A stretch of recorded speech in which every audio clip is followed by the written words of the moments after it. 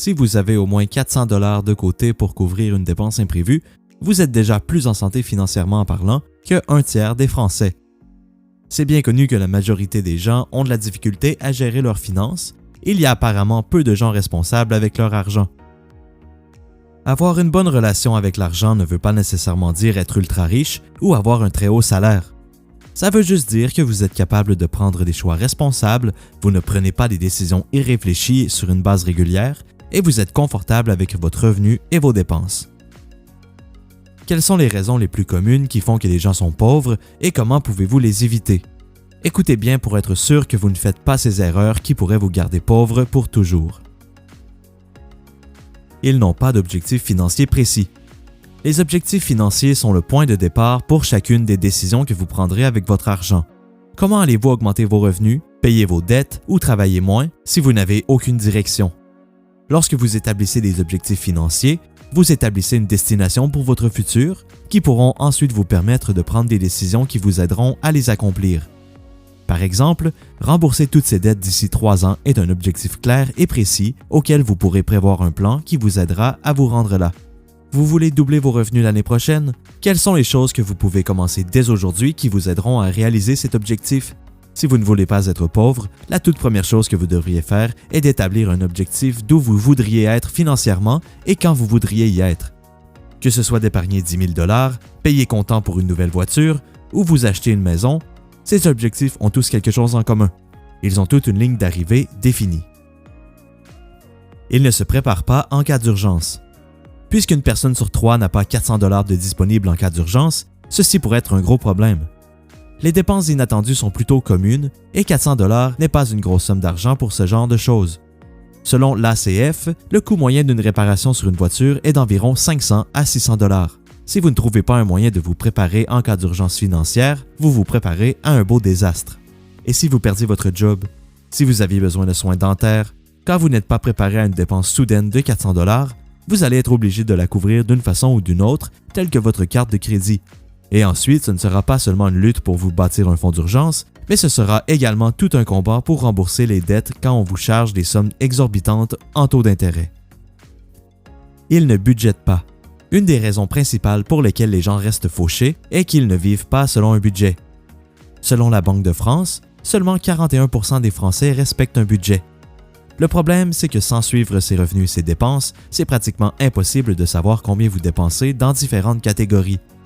Ça vous est probablement déjà arrivé, vous recevez votre paye, vous faites quelques achats, et bien apparemment, il ne vous reste plus rien, vous laissant à vous poser la question « Où a bien pu passer l'argent ?» Vous comprendrez pourquoi ceci est si important. Budgéter sonne peut-être négatif et déplaisant, partiellement parce que la pensée de mettre vos revenus et toutes vos dépenses sur papier peut être inconfortable. Cependant, faire ceci peut être un exercice puissant, spécialement pour ceux qui veulent reprendre contrôle de leurs finances. Ils ne pensent pas au futur. Une des excuses les plus fréquentes que les gens ont à propos de leur situation financière médiocre, c'est qu'ils veulent dépenser de l'argent et profiter de la vie aujourd'hui, pas économiser jusqu'à ce qu'ils soient trop vieux pour profiter de leur argent. C'est compréhensible que certains gens ne veulent pas épargner chaque centime jusqu'à leurs 50, 60 ou même 70 ans. Ça ne fait vraiment aucun sens de sacrifier votre jeunesse pour une potentielle retraite luxueuse. Par contre, c'est bien important de trouver la juste balance entre prévoir d'avance et de passer du bon temps dans le présent. Vous voulez investir pour votre futur tout en prenant de bonnes décisions qui vous permettront de profiter de votre vie pendant que vous êtes jeune. La majorité des gens seraient d'accord de dire que la bonne balance comprend prendre des décisions qui vous bénéficieront dans le futur et dépenser de l'argent qui vous permet d'en profiter présentement. Ils ont des habitudes coûteuses. Les riches ne sont pas les seuls à avoir des habitudes coûteuses. Il y a de nombreuses habitudes coûteuses que les pauvres ont qui sont une des causes qui les empêchent d'être de l'avant. Fumer la cigarette n'est seulement qu'un exemple d'une habitude coûteuse qui coûte plus cher que ce qu'elle semble. Si un fumeur fume un paquet de cigarettes par jour à environ 10 $ par paquet, c'est plus ou moins 300 $ par mois. Selon vous, combien de fumeurs seraient prêts à dire qu'ils ne sont pas capables d'investir 200 $ par mois pour leur futur parce qu'ils n'ont pas assez d'argent? Une autre habitude coûteuse est de manger au resto régulièrement. Et je ne parle pas de seulement manger quelques fois au restaurant à chaque mois, je veux dire manger plus fréquemment du resto qu'à la maison. Les gens ne voient aucun inconvénient à dépenser 50 $ pour un take-out, mais se plaignent lorsqu'ils n'ont plus d'argent. 50 $ par-ci par-là n'est pas un gros problème. Mais si vous vivez paye après paye éviter une dépense comme celle-ci sur une base régulière, disons 2, 3 ou 4 fois par semaine, peut faire une différence. Ils ont des mauvaises dettes. Ce n'est pas toutes les dettes qui sont créées de la même façon. Il y a généralement deux formes de dettes.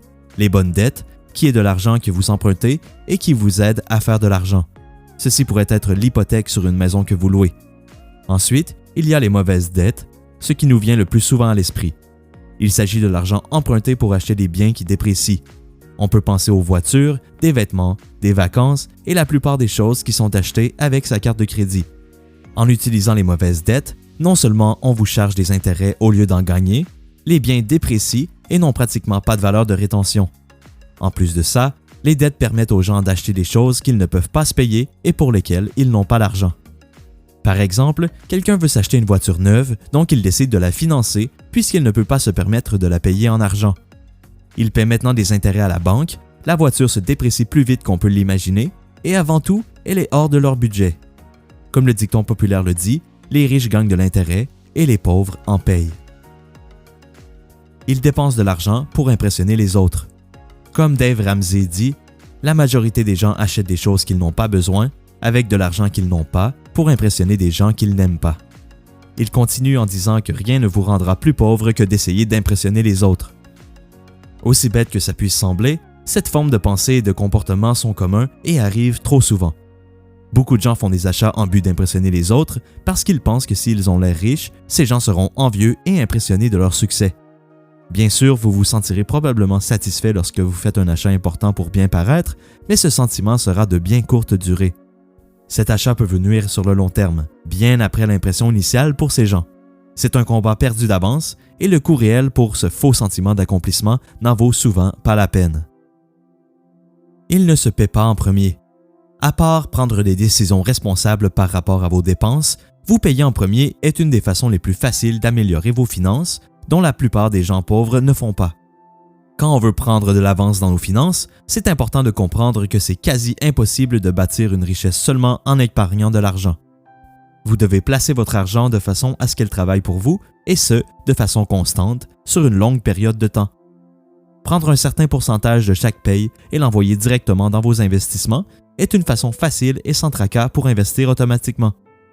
De cette façon, vous êtes moins enclin à manquer d'argent et vous n'aurez pas à prendre de décision d'investir au quotidien. Si cet argent dort dans votre compte de banque, vous vous sentirez plus riche que vous ne l'êtes vraiment et éventuellement, vous pourriez commencer à dépenser sur n'importe quoi.